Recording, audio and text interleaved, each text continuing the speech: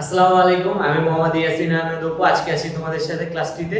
ঠিক আছে, আজকে আমরা পড়ব তোমার ব্যবসা সংগঠন ও ব্যবস্থাপনা প্রথম পত্র এইচএসসি তোমাদের প্রথম অধ্যায় পড়াবো ব্যবসার মৌলিক ধারণা।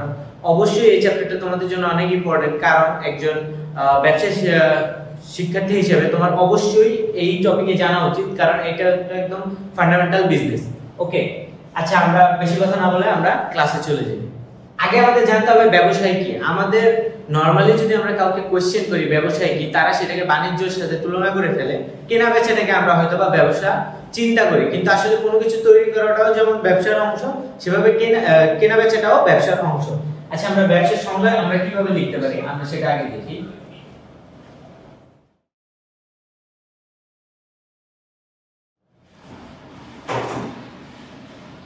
ব্যবসার সংজ্ঞাটা আমরা বলতে পারি তোমার উৎপাদন, বন্টন এবং বন্টন সহায়ক যাবতীয় বৈধ অর্থনৈতিক কাজ।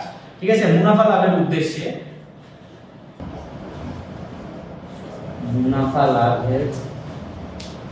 উদ্দেশ্যে পণ্যদ্রব্য, সেবাকর্ম, তথ্যদি, উৎপাদন, বন্টন ও বন্টন সহায়ক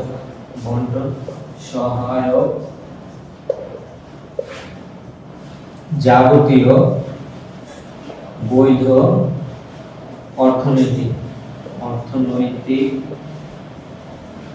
কাজকে ব্যবসায় বলে। আচ্ছা দেখো, আমরা এই সংজ্ঞার মাধ্যমেই আমরা ব্যবসার বৈশিষ্ট্যগুলো এখান থেকে চিহ্নিত করতে পারবো, কিন্তু কিভাবে দেখো আমি তোমাদের দেখাচ্ছি। এই সংজ্ঞার ভিতরে আমরা প্রথমেই আমরা দেখব ব্যবসার কি থাকবে, মুনাফা লাভের উদ্দেশ্য থাকবে।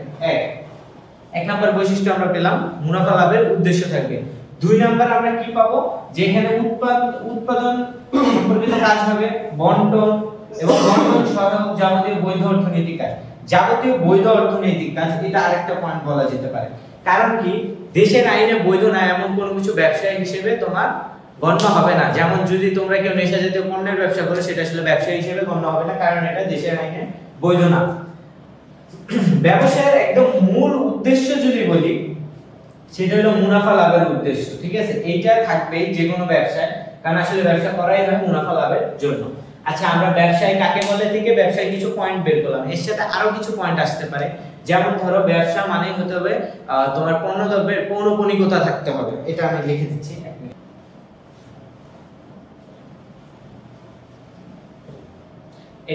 এটা মানে হচ্ছে একটা কাজ বারবার করা হবে। যেমন ধরো তুমি একটা পণ্য তোমার বাসার ধরো আসবাবপত্র তুমি হুট করে সেল করে দিচ্ছ, এটা কি বিজনেস হবে? না, কারণ তুমি কাজটা একবার করতেছো। ব্যবসায় কি হবে, যেটা বারবার করতে হবে। ওকে, যেমন ধরো তুমি আসবাবপত্র কিনতেছো আবার বিক্রি করতেছো, বা বানাচ্ছো বিক্রি করছো, এটা হবে ব্যবসা। কিন্তু তুমি তোমার বাসার কোনো কিছু একবার জাস্ট সেল করলা, সেটা বিজনেস হিসেবে হবে না, কাউন্ট হবে না। এগুলাই মোটামুটি ব্যবসার বৈশিষ্ট্য। এর বাইরে আসলে ওইভাবে বৈশিষ্ট্য করার আমি প্রেফার করব না, কারণ তোমরা একটা সংজ্ঞার মাধ্যমে তুমি যেমন বৈশিষ্ট্যগুলো বলতে পারবে, পাশাপাশি তোমার কি হবে, সংজ্ঞাটাও হয়ে যাবে। বেশি এটা নিয়ে প্যারা নেওয়ার দরকার নেই। আচ্ছা, এরপরে যাই আমরা ব্যবসার মধ্যে কি কি আছে। ব্যবসার উপযোগ আছে 7টা। কয়টা? উপযোগ 7টি। উপযোগ 7টি। 7টি উপযোগ কি কি আমরা সেটা এখন দেখব। এক মিনিট। ব্যবসার উপযোগ আছে 7টা। ঠিক আছে, এর মধ্যে তোমার বাণিজ্যের হলো 6টা আর শিল্পের হলো 1টা। ঠিক আছে, শিল্পের উপযোগ 1টা, উপযোগ 1টি, আর বাণিজ্যের হলো 6টা। বাণিজ্যের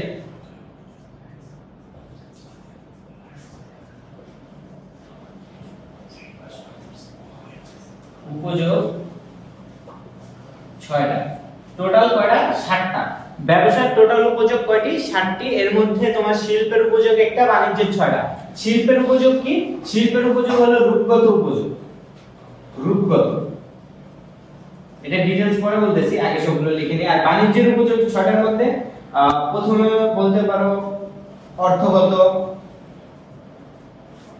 অর্থগত, তারপরে বলতে পারো ঝুঁকিগত, ঝুঁকিগত, স্থানগত, সময়গত, তারপরে তুমি বলতে পারো সত্যগত, আর লাস্ট বলতে পারো জ্ঞানগত। আচ্ছা এবার আসি একটু ডিটেইলস পড়াই। সেটা হলো শিল্পের উপযোগ যে একটা, এটা কিভাবে, ঠিক আছে? শিল্পের উপযোগ একটা রূপগত। তুমি যখন একটা কিছু বানাও, ধরো তুমি যে রাত্রে বালিশের উপরে ঘুমাও, বালিশটা কি একবারে বালিশ হয়ে তৈরি হয়েছে? জি না, প্রথমে সেটা কি গাছের তুলা ছিল, তুলো থেকে কি হয়েছে? বালিশ হয়েছে। এখন এই যে তুমি যে রূপটা চেঞ্জ করে দিলা জিনিসটা, একটা কাঁচামাল থেকে তুমি যখন পণ্য তৈরি করলা, তখন সেটা কি যে রূপগত উপযোগটা সৃষ্টি হলো, সেটা কার মাধ্যমে? শিল্পের মাধ্যমে। শিল্প মানে কোনো কিছু তৈরি, ঠিক আছে? এরপর যদি আমি বাণিজ্যে যাই, বাণিজ্যের উপযোগ হলো 6টা। এটা হলো তোমার প্রথম হলো অর্থগত। অর্থগত উপযোগ সৃষ্টি করে ব্যাংক, অর্থগত উপযোগ সৃষ্টি করে ব্যাংক। এরপর আছে ঝুঁকিগত, ঝুঁকিগত উপযোগ হলো বীমা। এরপরে আছে স্থানগত। স্থানগত, ধরো তুমি যে রাজশাহীর আমটা, সেটা তুমি ঢাকায় বসে খেতে পারতেছো, এটা কার মাধ্যমে? স্থানগত, রাজশাহী থেকে ঢাকা আসছে। স্থানগত উপযোগ সৃষ্টি করে, এটা হলো পরিবহন। তুমি বলতে পারো পরিবহন, ঠিক আছে? পরিবহন। এরপর আছে সময়গত। সময়গতটা হলো তোমার এই যে আলু আমরা যে সারা বছর খেতে পারি, এটা যদি আমরা ভালোভাবে সংরক্ষণ না করি, আমরা কি এটা সারা বছর পাবো? অবশ্যই পাবো না। সেই জন্য এটা কি গুদামজাতকরণ। সময়গত উপযোগ সৃষ্টি করে কি? গুদামজাতকরণ, গুদামজাতকরণ। এরপর আছে সত্যগত উপযোগ। সত্যগত উপযোগ কি? মালিকানা হস্তান্তর। ওকে, ধরো এই যে এই মার্কেটটা, এই মার্কেটটা যখন দোকানে ছিল, তখন এটার মালিক ছিল কি? দোকানদার। আর এখন আমার হাতে, তো মালিক কে? আমি। তার মানে আমি যখন তার থেকে জিনিসটা কিনছি, তখন মালিকানা যে হস্তান্তর হয়েছে, এটা হলো সত্যগত। তাহলে সত্যগত উপযোগ কার মাধ্যমে যায়? কেনা বেচা, ঠিক আছে? আর লাস্ট আছে তোমাদের যেটা, সেটা হলো জ্ঞানগত। এই যে মার্কেটটা, এই মার্কেটটা যে ভালো না খারাপ, এটা কি আমি জানতাম? এটার ব্যাপারে যদি আমি না জানতাম, আমি কি এই মার্কেটটা কিনতাম? বা বোর্ডে যে মার্কেট দিয়ে লিখতে হয়, আমি যদি এটা না জানতাম, আমি এটা কিনতাম? সো অবশ্যই আমার পণ্য সম্পর্কে আমার কি দরকার? ধারণা দরকার। এই ধারণাটা কই থেকে আসবে? বিজ্ঞাপন থেকে, ঠিক আছে? জ্ঞানগত, এটাকে আমরা কি বলবো? বিজ্ঞাপন। এই 7টা উপযোগ তোমাদের মাস্ট খুব ভালোভাবে জানতে হবে। ব্যবসার 7টি উপযোগ। এবং তোমরা আরেকটা জিনিস এটা মাথায় রাখবা, সেটা হচ্ছে আমি যে জিনিসটা দিয়ে এটা মাথায় রাখি, এটা তাহলে তোমরা ভুলবা না। তোমার এই উপযোগ অনেকে 6টা বলে ফেলে, ভুলে বাণিজ্যের সাথে গুলে ফেলে। তোমাদের একটা শর্ট টেকনিক বলি, ঠিক আছে? সেটা হলো ব্রাজিল সেমিফাইনালে 7 গোল খাইছিল। সো তোমরা এটা দিয়ে মনে রাখতে পারো, এটা যে উপযোগ হলো 7টা। আর এখন এই দুটো তুমি কিভাবে ভাগ করবা? 7টা খাওয়ার পর একটা দিছিল, এইজন্য এই যে শিল্পের উপযোগ হলো একটা, আর বাকি 6টা বাণিজ্য। তোমরা এটা মাথায় রাখবা। এবার আমরা চলে যাব ব্যবসার যে 3টা পার্ট আছে। ব্যবসার টোটাল 3টা পার্ট আছে, ঠিক আছে? 3টা পার্ট কি কি? নাম্বার 1 যদি আমি বলি শিল্প, মূলত 2টা পার্ট, শিল্প আর বাণিজ্য। তবে নতুন একটা অ্যাড হয়েছে, সেটা হলো প্রত্যক্ষ সেবা, ঠিক আছে? শিল্প, বাণিজ্য। 3 নম্বর হলো প্রত্যক্ষ সেবা। আচ্ছা এটার সংক্ষেপ আমি একটু বলে নিই 3টার ব্যাপারে, যদিও ডিটেইলসে বলবো। শিল্পটা হলো কোনো কিছু তৈরি, বাণিজ্য হলো কেনা বেচা, আর হলো তোমার প্রত্যক্ষ সেবাটা হলো যেটা ধরা যায় না, ছোঁয়া যায় না, কিন্তু সেটা জাস্ট অনুভব করা যায়, এরকম কোনো কিছু। যেমন তুমি যে চুলটা কাটছো, তুমি কি নাপিতের থেকে তার সেবাটা কিনে আনছো যে সে আর কারো চুল কাটতে পারবে না? জিনিসটা কি এমন? বা তুমি যে তাকে পেমেন্টটা দিলা, তুমি যে চুল কাটলা, তুমি কি কিছু সাথে করে নিয়ে আসতে পারছো না? বা তুমি কি সেটা ধরতে পারছো? তার সেবাটা ধরাও যায় না। এটাই হলো প্রত্যক্ষ সেবা, জাস্ট অনুভব করছো যে হ্যাঁ সে একটা কাজ করছে। আচ্ছা গেল। এবার দেখি আমরা শিল্পের প্রকারভেদে যাব। তার আগে আমাদের শিল্প কি সেটা জানা উচিত। শিল্প জিনিসটা কি যদি আমি বলি সংক্ষেপে, দেখো শিল্প হলো এমন একটা কর্মপ্রচেষ্টা যেখানে আমরা প্রকৃতি থেকে কোনো কিছু আহরণের মাধ্যমে, একটা প্রক্রিয়ার মাধ্যমে আমরা নতুন কোনো কিছু তৈরি করতে পারি যা সরাসরি মানুষ ব্যবহার করতে পারে। এটাই হলো শিল্প। এখন শিল্পের মধ্যে প্রকারভেদ আছে তোমার টোটাল 2টা। প্রথমে যদি আমি বলি, একটা হলো প্রাথমিক, একটা হলো মাধ্যমিক। প্রাথমিক শিল্প আর একটা হলো মাধ্যমিক শিল্প বা দ্বিতীয় পর্যায়ের শিল্প, একই জিনিস, মাধ্যমিক। এবার প্রাথমিকের মধ্যে আবার 3টা পার্ট আছে, ঠিক আছে? প্রাথমিকের মধ্যে 3টা পার্ট আছে তোমার কৃষিজ, প্রজনন আর হলো নিষ্কাশন। তোমার মাধ্যমিকের মধ্যে আবার তিনটা পার্ট আছে।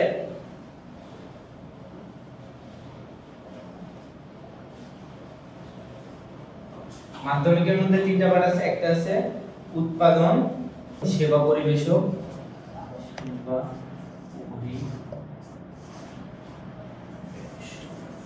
উৎপাদন, সেবা পরিবেশক, নির্মাণ। আচ্ছা দেখো এবার ডিটেইলসে তোমাদের বর্ণনা করি। উৎপাদনের মধ্যে আবার পাঁচটা ভাগ আছে, সেটা তো আসতেছে। আগে তোমাদের আগে এটা একটু বর্ণনা করি, ঠিক আছে? দেখো প্রথমে কৃষিজ। কৃষিজ মানে আমরা বুঝতেছি একদম মাঠ পর্যায়ে যে ফসলগুলো আমরা উৎপাদন করি সেটা হলো তোমার শিল্পের যে কৃষি শিল্প আছে সেটার মধ্যে যাবে। এরপর আসি প্রজনন। প্রজনন মানে আমরা বুঝতেছি যে এমন কোনো কিছু উৎপাদন যেটা দিয়ে পরবর্তীতে আবার কোনো উৎপাদন করার মতো বস্তু সম্ভব, ঠিক আছে? সেটা তার মানে আমরা বুঝলাম কি প্রজনন হলো এমন একটা কিছু আমি তৈরি করব যেটা দিয়ে আমি পরবর্তীতে আবার তৈরি করতে পারবো কিছু, ঠিক আছে? এরপর আসি নিষ্কাশন। নিষ্কাশন হলো মানুষের হাতের নাগালের বাইরের জিনিসকে ব্যবহার যোগ্য পণ্যে পরিণত করা। এবার তিনটা দিয়ে আমি জাস্ট তোমাদের তিনটা উদাহরণ দিলে তোমরা এটা কখনো বলবা না। কৃষি তুমি এটা ধান, গম, পাট যে কোনো কিছু বলতে পারো।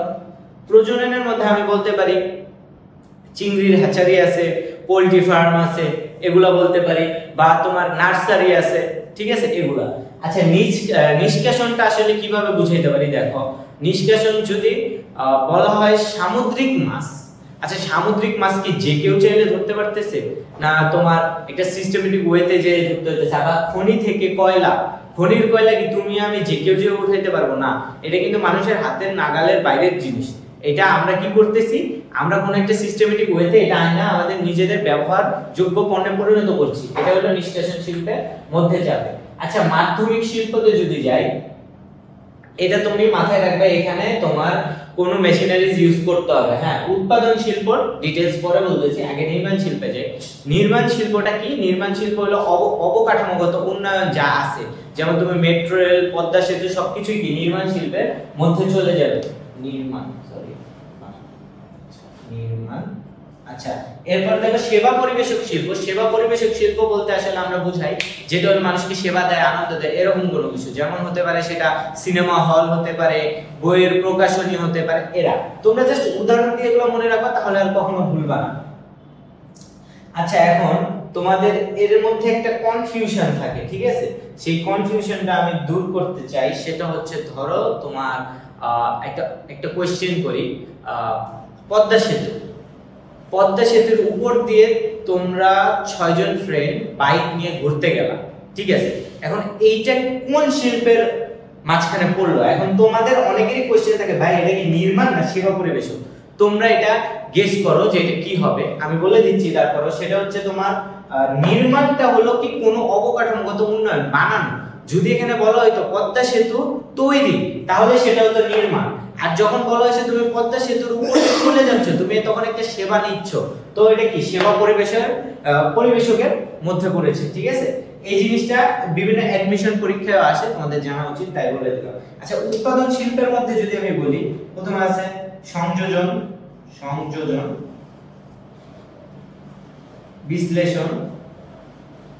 বিশ্লেষণ, তারপর আছে যৌগিক, প্রক্রিয়া ভিত্তিক,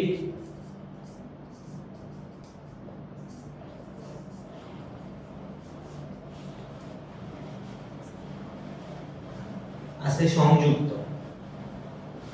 আচ্ছা দেখো এই পাঁচটা তোমার অনেক ইম্পর্টেন্ট, সিকিউ এমসিকিউ এর জন্য অনেক ইম্পর্টেন্ট। আচ্ছা আমি দেখো একটা একটা করে বলতেছি। সংযোজন হলো এমন একটা শিল্প যেখানে হলো তোমার অলরেডি যেগুলো হলো তুমি পার্ট খুলতে পারবা, এরকম পার্ট জিনিস দিয়ে একটা মেইন জিনিস বানানো হয় এক কথায়। যেমন ধরো এই যে মার্কারটা, এই যে মাথাটা, তারপরে এই যে এই সাইডটা এবং এই ক্যাপ, তিনটা পার্ট আমি খুলতে পারতেছি চাইলে। এই তিনটা পার্ট যখন আমি এক করলাম, এটা হয়ে গেল কি সংযোজন শিল্প। বিশ্লেষণ শিল্প জিনিসটা কি? যেটা হলো আমি একটা জিনিস থেকে দুইটা জিনিস আলাদা করতে পারি। বিশ্লেষণ মানে কি কোনো কিছু বড় করা। সো আমরা এখান থেকে বুঝতে পারতেছি একটা জিনিস থেকে আমি দুইটা জিনিস বা তিনটা জিনিস করতে পারবো, এরকম করতে পারবো। যেমন তুমি এখান থেকে বিশ্লেষণ আমরা বলতে পারি কি? বিশ্লেষণ আমরা বলতে পারি সোডিয়াম ক্লোরাইড, ঠিক আছে? লবণকে আমরা সোডিয়াম এবং ক্লোরাইডে ভাগ করতে পারি, এটা হবে বিশ্লেষণ। আরো হইতে পারে তোমার এই যে খনিজ তেল থেকে তুমি বিভিন্ন পার্টে যে ভাগ করবা, আলাদা আলাদা করবা, সেগুলো হতে পারে। আচ্ছা যদি যৌগিক বলি, যৌগিকটা বিশ্লেষণের ঠিক উল্টা। বিশ্লেষণ আমরা কি করছি, একটাকে ভাগ করছি, আর যৌগিক হলো আমরা ভাগ ভাগ জিনিসগুলো এক করতে পারবো একটা জিনিস। যেমন যৌগিকে যদি বলি সাবান উৎপাদন করতে আমরা যা ইউজ করি, চর্বি এবং খাদ দুইটা ইউজ করি, সেক্ষেত্রে এটা হলো যৌগিক। এরপর আসে প্রক্রিয়া ভিত্তিক। প্রক্রিয়া ভিত্তিক আমরা বুঝতে পারতেছি যে একটা প্রক্রিয়ার মাধ্যমে যাবে। যেমন ধরো প্রক্রিয়া ভিত্তিকটা একটু দেখাই দিই, সেটা হচ্ছে তুমি আসবাবপত্র বানাবা। তুমি প্রথমে কি করবা, চারা থেকে গাছ, গাছ থেকে কাঠ, কাঠ থেকে আসবাবপত্র। এটা হলো প্রক্রিয়া ভিত্তিক, একটা প্রক্রিয়ার মধ্যে গেছে। এটা তুমি আবার আলাদাভাবে আমি যদি বলি, অন্য একটা উদাহরণ দিয়ে, তাহলে যে তুলা, বালিশ, এরকম, ঠিক আছে, মানে একটা প্রক্রিয়ার মাধ্যমে যাবে। আর সংযুক্তটা হলো এমন একটা শিল্প যেখানে একই সাথে দুই কি তিনটা শিল্প নিয়ে কাজ করা হয়। যেমন তুমি দুই কি তিনটা পণ্য নিয়ে কাজ করা হয়। যেমন ধরো তুমি লোহার একটা ফ্যাক্টরিতে লৌহ, ইস্পাত সবকিছু উৎপাদন করা হচ্ছে, ঠিক আছে, সেক্ষেত্রে ওটা হবে সংযুক্ত শিল্প। এই ছিল তোমাদের শিল্পের প্রকারভেদ। এর বাইরে আসলে শিল্পের কিছু নাই। অনেক বইয়ে এই সংযুক্তটা থাকে না, বাট আবার অনেক বইয়ে থাকে, এই জন্য পড়ানো হয়েছে, ঠিক আছে। তোমরা শিল্প এর বাইরে আসবে না। তবে সবচেয়ে বেশি ইম্পর্টেন্ট হলো নিষ্কাশন, বিশ্লেষণ এই জায়গায়। আর তোমার যদি বলি তাহলে নির্মাণ, সেবা পরিবেশন, এই জিনিসগুলো একটু বেশি ইম্পর্টেন্ট। প্রজনন কৃষি তেমন একটা আসে না, নিষ্কাশন, নির্মাণ, এগুলো নিয়ে সবার একটু কনফিউশন থাকে। তোমরা এই জিনিসগুলো ক্লিয়ার রাখার চেষ্টা করবে, আর অবশ্যই এগুলো পড়বা তোমরা উদাহরণের মাধ্যমে।